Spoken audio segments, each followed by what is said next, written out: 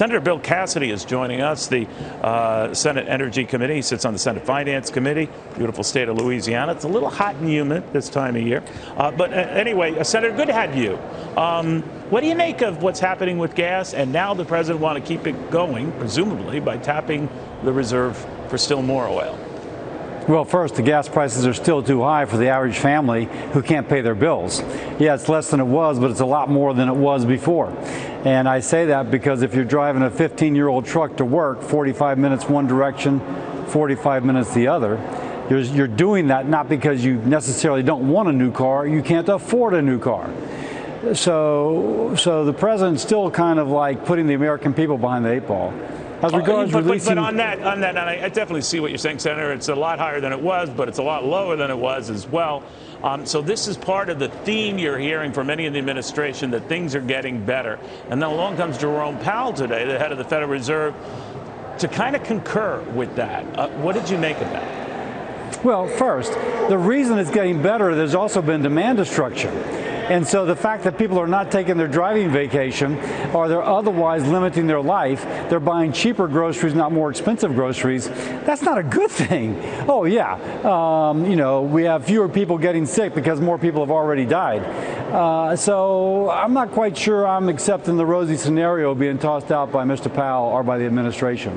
So, Senator, what do you think of this notion now that we can have a soft landing, that we can avoid an outright recession? You wonder what the Federal Reserve Chairman knows when he said we're not in a recession, because that GDP data for the second quarter doesn't come out till tomorrow.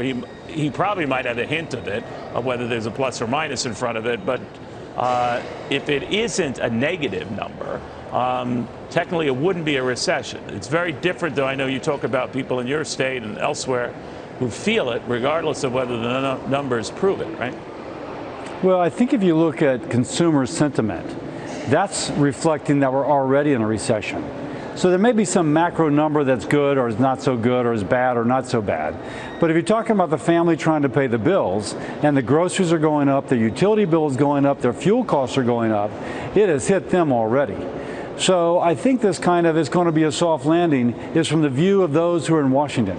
One of my constituents said that Joe Biden should come live how real people live. If you live like real people are living, this has not been a soft landing, and they don't anticipate it being a soft landing.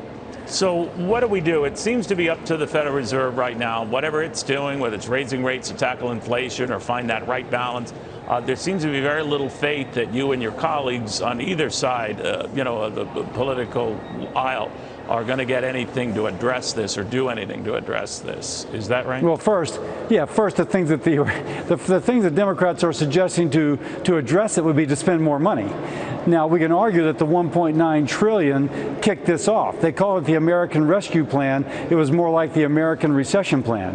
So we have to first. How does that jive with the $280 billion chip industry help package that overwhelmingly passed the Senate? I don't know if you approved that today, Senator, but it's that's an authorization. I understand, but it is still a lot of money, right? Yeah, but that's an authorization. It's not an appropriation.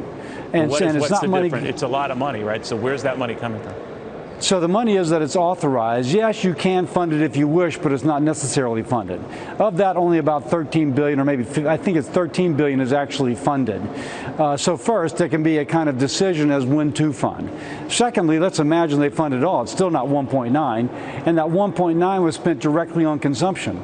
If you will, not going to build things which are going to increase productivity, things which have their payoff 10 years from now, but no, money in people's pocket like right now, which extended unemployment benefits and encouraged some people to not go back to work.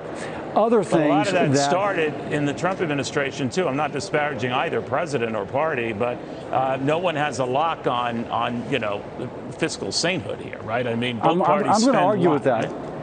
Let me, Neil, say that when we first put out under the Trump administration on a bipartisan basis, that was an attempt to keep the economy from fully plummeting. Keep in mind, businesses were shuttered and small business was going to lay everybody off. That is different from the American Recession Plan. That was a $1.9 trillion thing that left-of-center economists said was not needed and would contribute to inflation. I thought we had a kind of Goldilocks just right, and then boom, there went a lot of gasoline with a match to follow follow, and inflation ignited, just as it was predicted. Inflation was not predicted after the plans that we put out on a bipartisan basis under the previous administration. But do you think it had its seeds there, is what I'm saying? Because you could talk about the trillion and trillions here and this president, that president, but trillions were spent, again, to address an emergency, maybe less so to your point, Senator, given the early days of the Biden administration. But money was going out from both parties. Well, you can argue about the first, but you can also argue that it kept our economy from going into the Great Depression again. Now, and you did not hear economists on the left and right saying that that was going to cause inflation.